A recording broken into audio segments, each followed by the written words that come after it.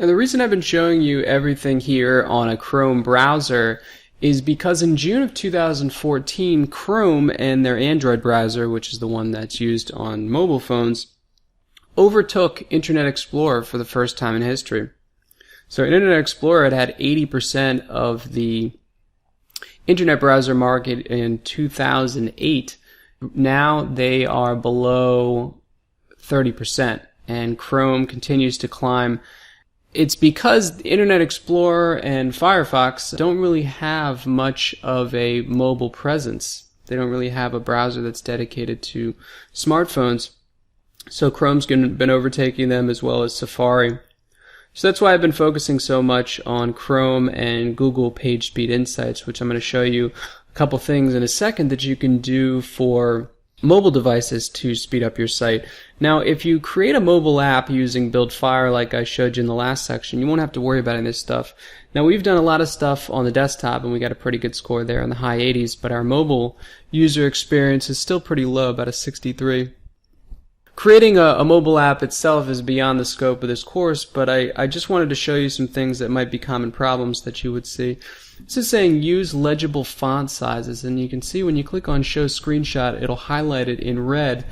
Certain buttons, particularly the Facebook share buttons or any font that you haven't made larger than, say, a 12 or a 14, is going to show up very small on a mobile phone. So all the problems here seem to be related to the Facebook share and like buttons. If you look at the list here, they all have to do with that. So there is a way to increase the size of your Facebook like and share buttons.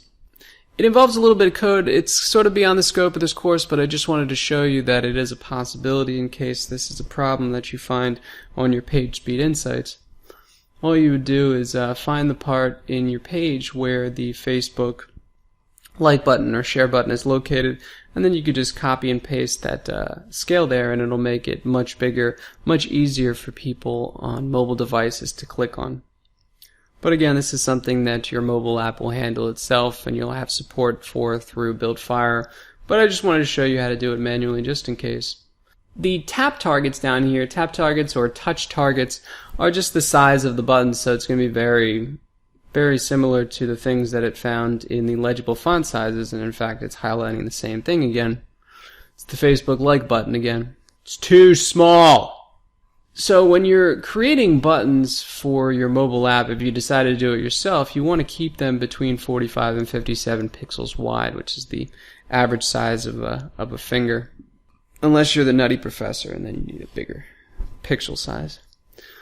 And if you touch things with your thumb, I guess if you're playing like a video game or something on your phone, you'd want it even bigger. And then the viewport is just how your page looks on somebody's phone, right? So if you don't have a mobile app, somebody brings up your website on their smartphone, they're just going to see what somebody on the desktop would see. It hasn't been configured to show up on a smartphone.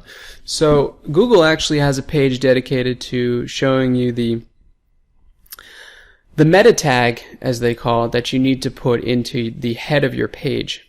Now, if that sounds like Swahili to you, it's actually a very short, simple piece of code here. It just says meta name equals viewport.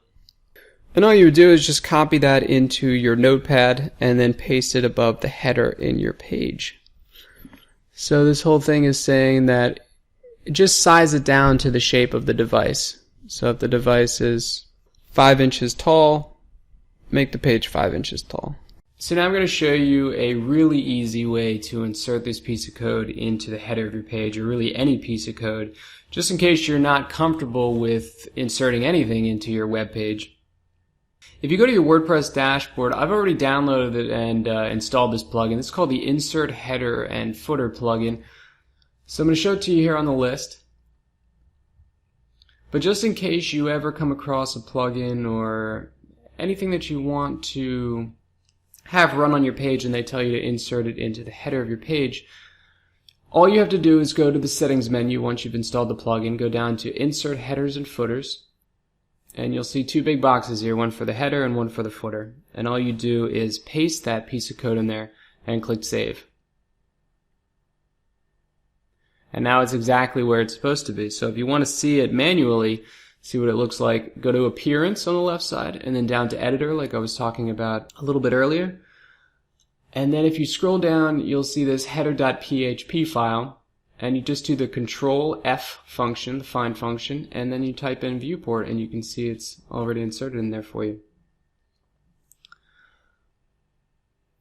So if we go back to our page speed insights and we click Analyze again, we had a 62%, and now we have a 66%, and as you can see, the configure viewport is now gone. So I know I said this before, but make the investment in a mobile app. Have Buildfire or whatever company you know build one for you if you're not sure how to do it yourself.